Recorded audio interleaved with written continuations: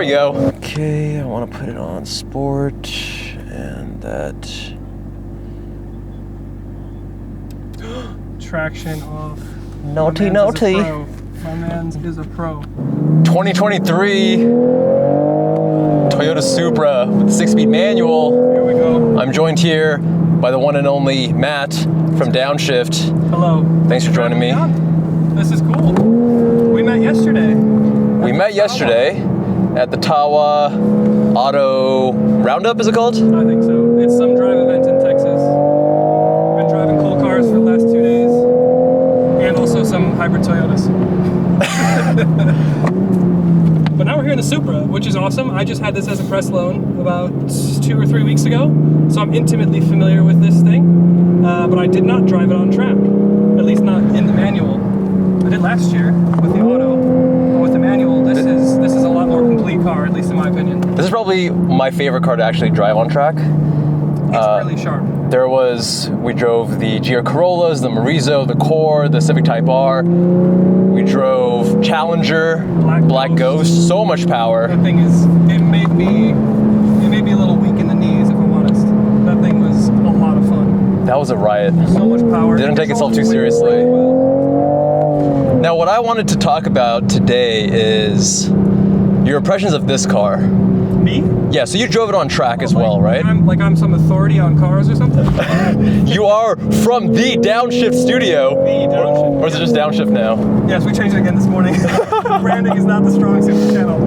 But no, I think, my experience with this car, I didn't drive the manual on track, but I've had 2 years worth of the automatic on track.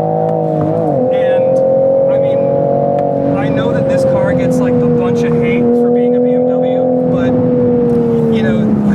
if you can get past that and you can really start to appreciate what this car is, the chassis, it's BMW's Clar chassis, it's super rigid, it's solid, it's got great front end bite that stays nice and stable. You know what I was really worried about was actually the manual transmission being rubbery. Yeah, it's got a nice throw to it. The thing that I like about the manual, and the thing that I think would translate really well to the track, is the fact that they've completely reworked the programming of the diff for the manual transmission car, because in the automatic it has a tendency to block if you get a little bit too feisty. Be a little snappy. Power, yeah. And it'll send the back end around. This has a much more organic and progressive feel in terms of the way it steps out. So I really like this manual shifter though, because it is not rubbery at all. It is very much dialed in by Toyota. Yeah, this is a great transmission. The manual completely transforms the car for me personally. This is an absolute, completely well sorted out sports car, without a doubt in my mind. Oh, there we go. And our boy Kevin here, he can whip a car, I'll tell you that much. He is quick. Yeah, this is a great platform. It's a great chassis. It's completely put together. It's got enough brakes. It's got enough tire. I think it's probably Super Sport. I might put a PS4S on here. But What does it come with? Super Sports. Which is the older generation of tires. So I'm actually, the loaner that we got in the Bay Area, I guess they're all on the same tire. I was surprised. I would expect it to be on PS4Ss. Yeah, from the factory it comes with the Super Sports, which is interesting because I think the GR86 from the factory, does that come with PS4s, but not 4Ss. Yeah, just the PS4s. Yeah, PS4S is a lot of tire. I think actually the GR Corolla in the Core trim also comes with a PS4, but not an S. Then the Morizo that we were in, that thing comes with Cup 2s. That thing has a lot of tire. I like that turn because you can really test the balance there, get a lot of weight over the front as you turn. I was able to get the GR Corolla and Civic Type R a little bit upset over there as well. This car is a little bit more willing to bite though versus those two cars. Obviously with an FR chassis and also being a very short wheelbase, only 97 inches. And the GR Corolla is 101. I was like, what? The GR Corolla. The GR Corolla. The GR car. Yeah, which is so interesting. It's so strange. Or sorry, it's 103. The GR86 is 101. Yeah, but the GR Corolla, the GR Corolla is great, but this has so much power. It builds so progressively. It's a really potent engine, this B58. They say it's 382 horsepower. It's making more than that. 9 pound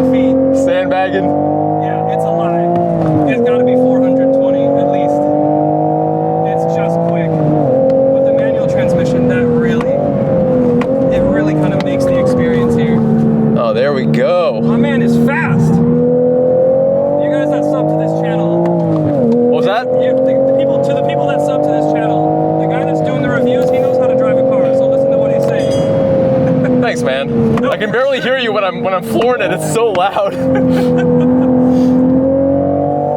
I love how you're able to just dial in that rotation. It's not quite as easy to toe that line versus the GR86 in terms of getting that rotation and holding it there. It's gonna snap a little bit, but it's a really rewarding car to drive on track, especially with the 6-speed. I will say, I'll agree with you and say that the 86 is a very progressive and natural and organic way to kind of get familiar with limit handling of a car and really kind of understand It's such a good car to get to step out. Yeah, such a good tool. It's like a great introductory, but I don't want to sell it short by saying that it's only for beginners, because even advanced drivers can learn so much from that car. Oh, 100%. Like over the past year, I wanted to buy an 86 just so I could kind of dial in and perfect my advanced rear-wheel drive driving technique. You know, really get an understanding of car control and like at a very high level. Yeah. You know, how to control the car on track at the limit.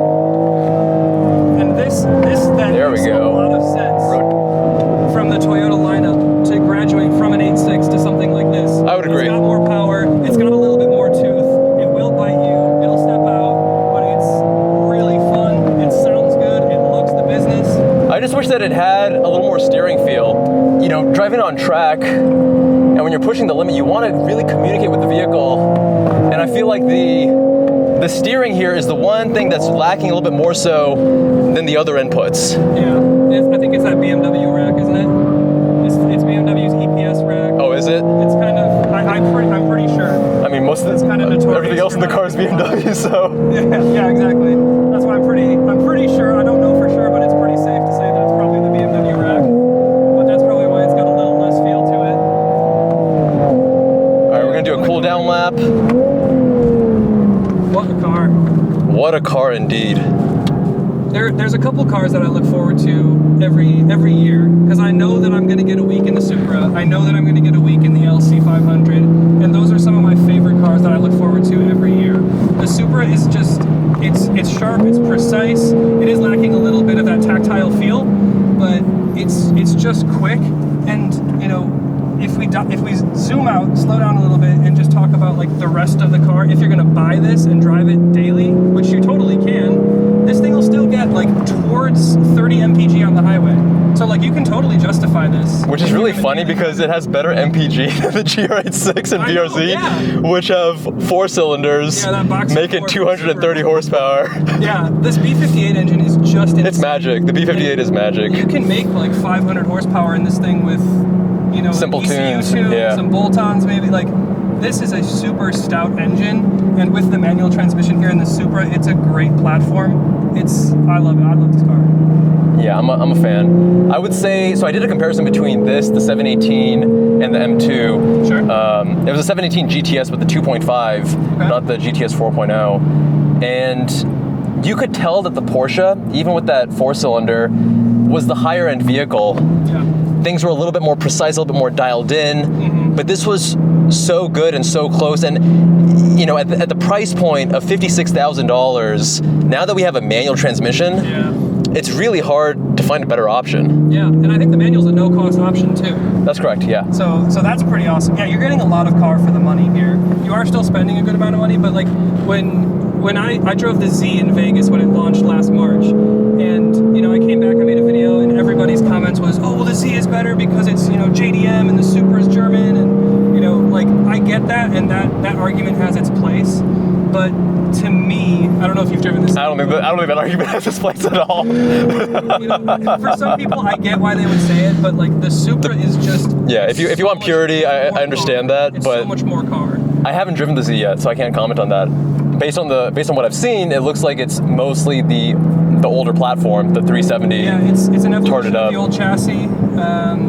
I mean, it's not like it's a bad car, but this Supra, especially now that it has the manual, is the better car, like point blank for me. And probably objectively, I would say. And I know people were frustrated that it took Toyota so long to give us the 6-speed. They know what they're doing, man. It was a smart business move. you know, take some of the wind out of the sails from Nissan. Yeah. Their main competitor, the Z, when that comes out, hey, we got a manual Supra now. Right. So. Yeah, it did take 4 model years to get to the stick, but you know, it's was it really 4 model years? Yeah, wow. It came out in 20, and now this is 23 model years. So 20, 21, 22, and 23, and now we've got the stick. So it's been a long road, but now to me, with the full power tune, now that we got it with the stick, this is how the Supra should be. If you're gonna buy a Supra, this is the spec that you should get, and then choose whatever color you want. This Stratosphere blue I think is gorgeous. It's nice. This is the color I would get. I did like the press car, the yellow, the original. I think it was the original launch car. But yeah, the yellow's cool. This blue is really nice. I've had it in red. I've had it in gray. Gray is kind of too muted for me personally. If I'm gonna have a Supra, I kind of want a louder color. As you should. Yeah, 100%. Well, dude, this was sick. Matt, thanks for having me. Yeah, man, thanks for joining us. Go follow him at Downshift on both YouTube and Instagram. Links in the description. Thanks for watching, my friends. Much love. See you in that next one. See ya. That was cool, man. That was fun. Thanks for having me out here. Thanks for joining. I'm gonna get man, you're quick on track. Thanks, dude. You're a better driver than me. Well, we haven't seen you behind the wheel yet, so